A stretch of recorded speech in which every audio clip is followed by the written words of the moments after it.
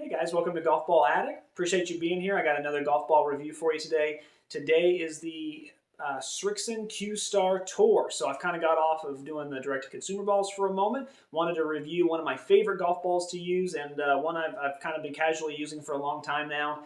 And that is the Q Star Tour. So this ball is essentially the budget tour ball for Srixon, kind of to compete with the Titleist Tour Soft and the TaylorMade Tour Response, those types of golf balls. And honestly, at a price point of $32.99, it's right in there. It's actually one of the lesser priced balls in that price point. So honestly, with that already being there, it's been a tour favorite for years, Srixon has. And honestly, if you read a lot of reviews or you've probably definitely heard of this ball. It's been at the top of lists as far as budget for value. For years, Srixon supposedly has found a really good formula for this golf ball, if you will, and honestly, I'm here to put that to the test. Let's see. I mean, as I told you, it's one of my favorite balls, but I've never actually seen the data before, so now I can actually see if it really holds up.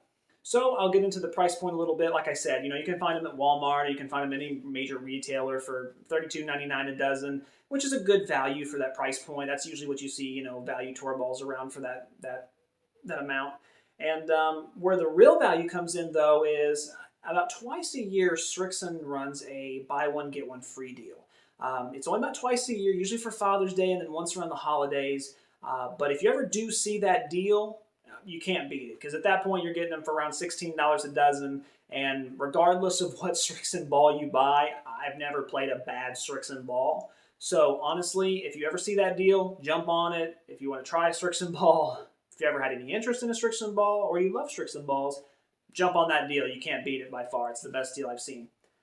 So with a good price point, let's just see how it performs. I'm going to get right into the testing. There's not much to say about Srixon. They've been a tour favorite for a long time. Obviously, if you play golf, you've heard of them at some point. So there's no point in me going into company values or anything like that, like I usually do with the direct-to-consumer balls. So let's see how it performs. So Srixon's kind of kept the formula on this golf ball for a while. They keep doing small improvements here and there because, like I said, it's been at the top of list. They've been doing stuff right. It's a very sought-after golf ball. A lot of people really love it. It's a nice three-piece. As you know, at that price point, that's usually what a three-piece will get you. Not quite as much ball speed or spin promised as their Z-Star or their Z-Star 15. All right, so off the putter, with most three-piece golf balls, they feel pretty soft. This one is not squishy. I would say it's definitely more spongy. It comes off the putter with a little bit of sponge action. There's just a tiny bit of feedback, which is nice. As long as I get a little tiny bit of feedback on a putter, I'm usually good. It lets me know if I hit it good or not. The Q Star definitely has that. That's one reason I've used it in the past. So I love that. Around the greens chipping, honestly, it feels really good. It always checks up. I mean, they know what they're doing with the urethane cover here. Obviously, there's a great value there, so they probably don't use the full urethane cover, but whatever they're using, it stops great on the green, it checks up, rolls really nice, and the softness ends up absorbing the green really well. So it checks all those boxes extremely well. I had no issues around the green whatsoever. Getting right into the numbers, the 50-yard pitch test, I averaged about 7,239 RPM spin. If I usually compare that to like a Pro V1, I usually spin the Pro V1 around like close to 8,000, just under the high sevens, somewhere in there. So it's a little less, but honestly, with a 50-yard pitch, I always don't need it to stop immediately. With a value ball, it's not going to spin as much as a Pro V1, but it actually holds up pretty well. Anything over 7,000 is usually pretty good, so great numbers there. If we move right into the full pitching wedge shots, I averaged about 88.3 ball speed. That's pretty low, actually, usually for me. I usually average somewhere in the 90 range, so it was a little slow, but I didn't have any issues with the distance. And as far as the spin, it was 8,193, which is on par about usually what I get with a Pro V1. So I didn't see any differences there. Performed really well. And then moving into the 7-iron, I averaged 107.2. It's always funny how this goes. I still struggle with this depending on the golf ball, but I actually averaged a little bit more ball speed with the 7-iron on this ball than I usually do any other irons. I mean, or any other ball, excuse me.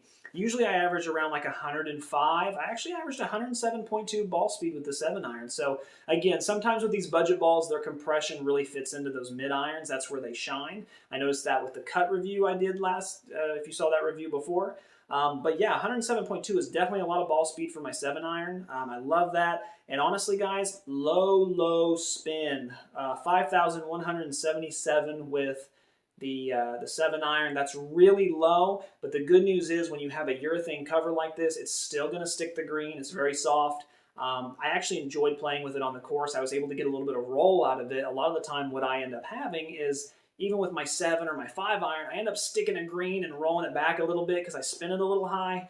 I don't like that. I think that's why I gravitate toward this ball so much sometimes, is because it has really low spin off those mid-irons. That is really low. Just to give you some insight, with the Pro V1, I usually spin at about 6,500.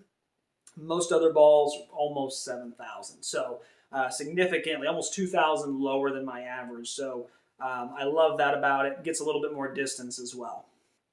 And then, of course, the big stick driver. 227 was my average distance. I averaged 143.7 mile an hour ball speed.